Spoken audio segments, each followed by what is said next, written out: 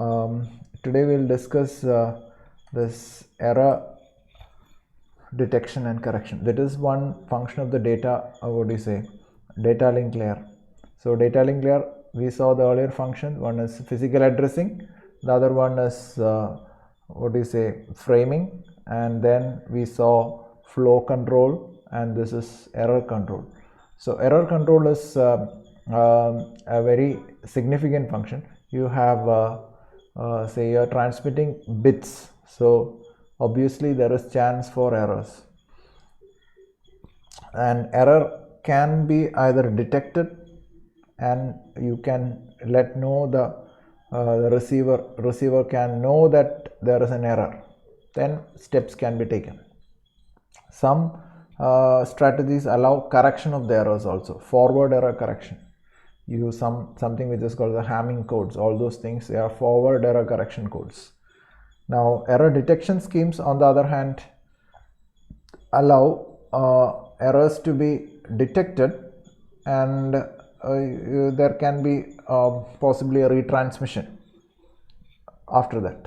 That means we saw the flow control strategies where there is a retransmission of the corrupted frame, and we mentioned that there is a CRC is a method to inform the receiver can make a check and detect whether there is an error, and then you can send a NAK, negative acknowledgement, indicating that the frame is received incorrectly, frame is corrupted. We saw that last day. So in continuation with this, with the flow control, the error control is making sure that over two nodes which are connected by a physical link, that is how the data link layer operates. An error-free transmission occurs. And your network layers will be receiving an error-free service from the data link layer.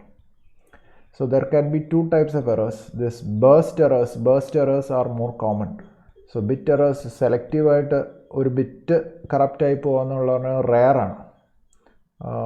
Usually it happens that one or more symbols in the message can get corrupted. Now when the bits go through the channel, there is no distinction as to boundaries, all those things, 8 bits.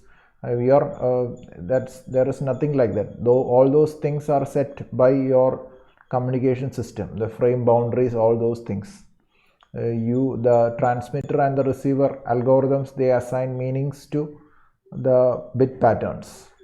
So the channel can corrupt both the data as well as other mechanisms which are redundant bits, you can say, redundant bits which are added to the message as overheads to detect errors. So both of them there is possibility for both of them to get corrupted. So such things being there, say some measures are there, like so we mentioned that error correction codes are there as well as error detection codes. So basic approach is that you will send some redundant bits, extra bits. So you can hear me, no one is saying. You can hear as well as see the slides? I hope so. Yes. So two approaches are there. You will send. You will be able to send. Basically it involves sending additional bits. So maybe it's a 8-bit frame for a data. You might spare 2 bits per frame for the I'm giving an example. For an 8-bit frame of you can spare 2 bits for the error detection. That means that is an overhead. So the redundant bits are actually reducing your data rate. The effective data transmitted is reduced. That is one thing. You say it is an overhead. So it's an overhead bits. So there are two approaches. One is error correction codes. Error correction codes will allow the receiver to determine how many bits have been corrected and also pinpoint that location. And error detection codes will allow will tell only whether the frame is corrupted or not. That is the basic thing. So there are we saw some of these strategies under error correction schemes, say ARQ, all those things. That is the flow control. In flow control, we saw this automatic repeat request. That is selective and go back in. Selective repeat and go back in, they come under ARQ strategies. So error is detected and then there is it's corrected as well. Whereas error detection schemes involve simple techniques. Say of this, one commonly used strategy is CRC, cyclic redundancy check. Basically, it's a polynomial based operation. You carry out a division, that is what, and the divisor is common. At the same divisor is used at the transmitter as well as the receiver. You have agreed that this length polynomial will be used.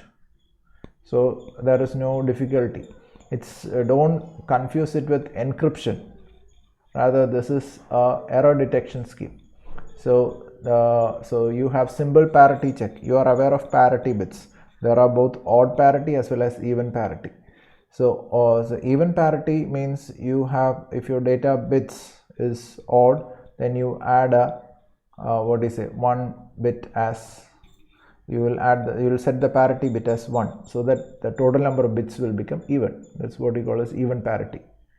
So you take 8 bits, say if there are 5 ones, then you will set the parity bit as 1, so that makes the total number of bits even. That means there will be 6 ones, and the parity bit position is fixed, so you will be clear as to what is clear about it. So odd parity the other way, you have even number of ones, means you will set the parity bit as 1, so that the total number of ones becomes odd. So this is a very simple scheme. It can detect single bit errors. Now burst errors can be detected. There is if there are number of bits is odd, so you know the scheme, which type of parity is being followed. So if the parity bit gets corrupted and the actual data has some parity bit is intact and the actual data, one of the bits is corrupted. So it's a game of probability, game of chance, but since it's 1 bit case, the error can be less. That is also there. So then other one is a 2-dimensional parity, 2D parity. 2D parity, you take the parity bits for both the rows as well as for the columns. So you take, so here in this first row you have 1, 2, 3, 4, 5 data bits are 1. So if you are following an even parity scheme, you are setting the parity bit as 1. So these are the row parities. So row parities are added to the bit at the end. Okay, same for the second row, third row, all those things. And finally you will transmit you will also for a set of bits, you will compute, say a few set of bits, you will compute the column parities as well. So here in this case there are only 2 ones, so the parity bit should be, so it's even, so it is set as 0. So that is and again for this column there are 3 ones, so it is odd number of ones, so the parity bit has to be set to 1. So that means the total number of bits is even, total number of ones is even. So that way you will transmit the row parities along with the data bit and the column parities as separate. So this can you will transmit both the data bits, row parity bits and column parity bits. So this data bits plus row parity and column parity bits separate. So this can detect 2D errors, burst errors. This can, but there is there are chances there you will not be able to spot the error correctly. That is also there. So that is if the two bits at the same position, in same position 2 data units are corrupted, then you will not be able to spot the error, because you will have an error in the column as well as row parity. So that so it's just like your matrix, your coordinates. So you will just you will miss that error. You won't be able to detect the error. Other one is a checksum scheme.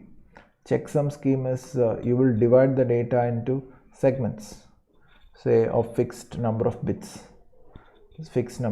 So you are aware of, so at the transmitter side and the receiver side, some arithmetic operations are done, and using ones complement method. You know how it is ones complement addition. Suppose I am adding, say if I had a blackboard, I would have drawn it. Say I have one, but I didn't think of this. So if you have എങ്ങനെയാ ones complement addition ചെയ്യുന്നത്? Ones complement addition ചെയ്യുന്നത് എങ്ങനെയാ? If you have two binary digits, say I'll give a simple example. I have 101 plus 110. So I am going to 101 is 5 and 110 is 6. So what you do is that you will take the ones complement of the second number, really, and you will add it, and you will get an overflow. Overflow bit is added back to the LSB. So that is how you get the sum. Then you will, is it clear? Ones complement arithmetic. You know ones complement arithmetic, alle? Yes, no, doubtful? 36 people, yes, okay. So is this the way you do ones complement arithmetic? Yeah, right. So you will here in this case you will say again you will complement the sum to get the checksum. ഇത് നിങ്ങൾ ചെയ്തിട്ടുണ്ടാവുമല്ലോ, 8051 ചെയ്തിട്ടുള്ള പരിപാടിയാണിത് അല്ലേ? Checksum arithmetic അവിടെ ചെയ്യാറുള്ളതാണെന്നാണ് എൻ്റെ ഓർമ്മ. So checksum is send along with the data segment. Receiver side you will do again the receive segments are added, and what do you say, so you are adding all the segments. Okay, you are adding all the segments and getting checksum.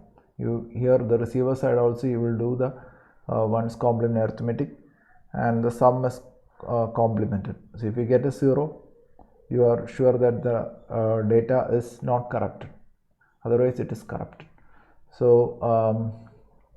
So this is the simple strategy. This works. This is an effective strategy. Say the noise is always a factor, but a much more superior or robust approach you could say is the CRC. CRC involves division by specific polynomials. So what you do is that you will transmit, say k data bits, say 6 data bits and 2 CRC bits. So you will say k data bits and r CRC bits are transmitted. That is a basic approach. So k data bits plus r CRC bits. So r and k both refer to some number. Now how to generate this r data bits, that is the thing. You will divide this what do you say, k data bits with what do you say, with which have been appended. You will what do you say, append, not pad it, you will put in the front, that is add to the LSB portion, MSB portion, append with r zeros a predetermined number, say a predetermined binary number, that is you will say CRC 8-bit, CRC 16, like that, it's there. So and with the predetermined divisor you will do it, and modulo 2 arithmetic is done. So modulo operator, so that is, and what do you say, you will at this end of this process, so that is you will get a CRC bit, and this say remainder of this process is a CRC bit, r CRC bit, remainder of this division process, modulo 2 division process is CRC, and that is transmitted.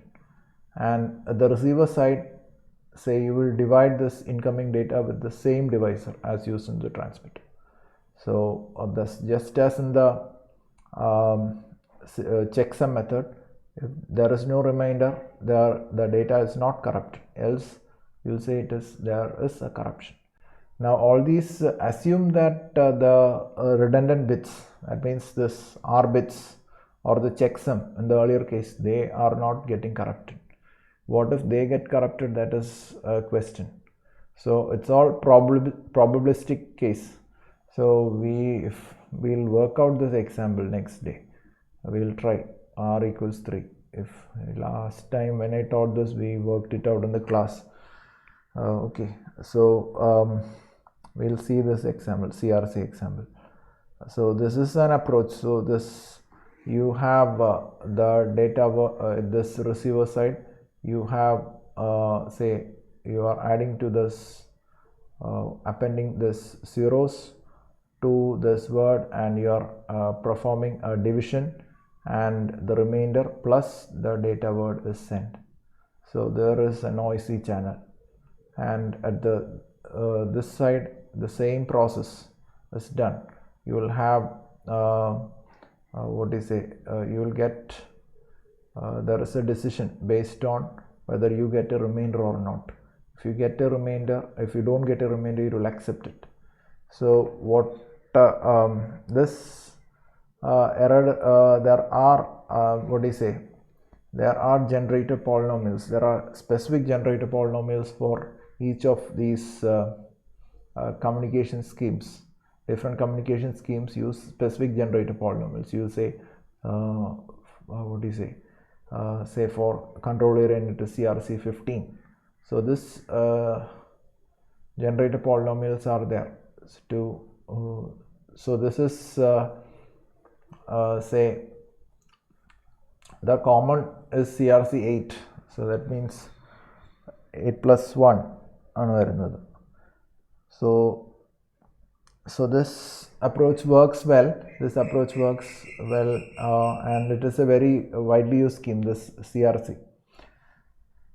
So then so this can be implemented. Hardware and hardware based techniques can do it. You needn't even have a software running algorithm on that. You can do it at the, what do you say, the network controller itself, the data link layer.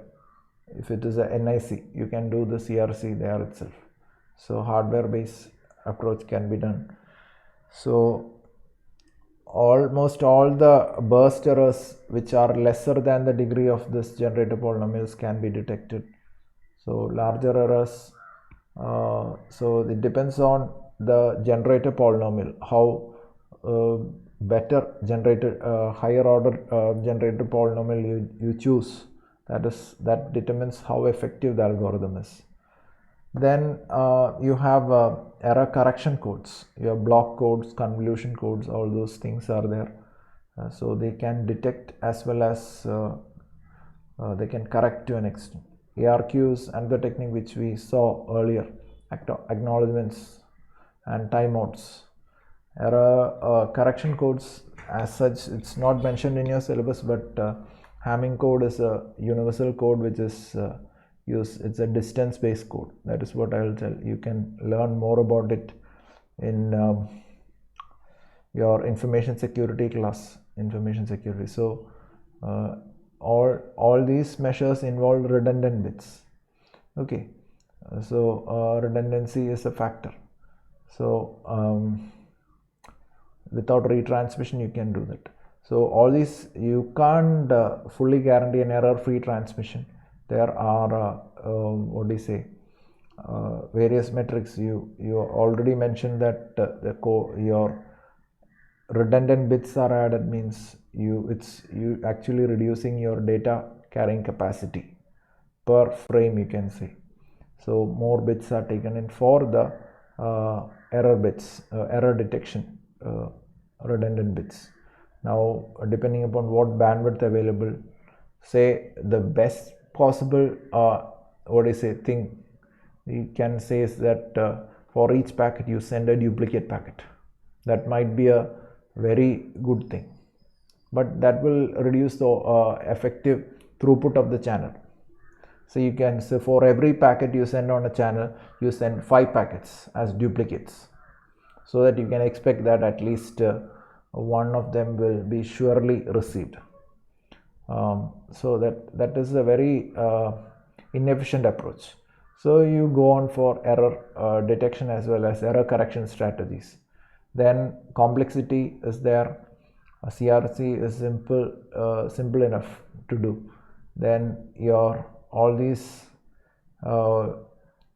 say the process has to be done in real time, almost in real time, verifying whether the transmission is received intact or not. So you need to balance this thing, balance between all these problems, all these issues, and select a suitable error correction scheme or error detection scheme. So then there we'll discuss this thing next day. There are hash functions.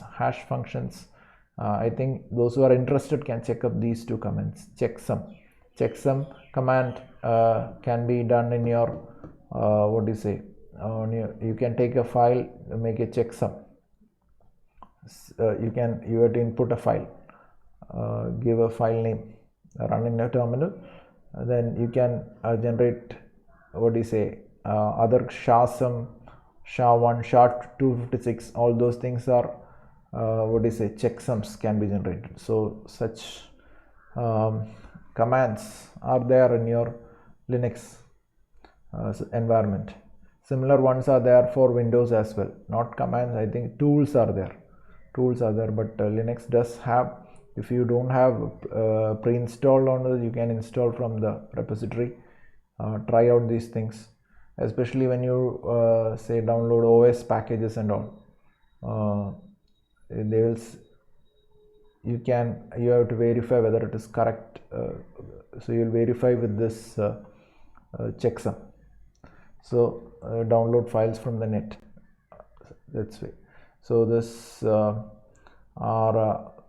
error detection schemes. So checksum based schemes. This work very effectively. Then there are some links to check out.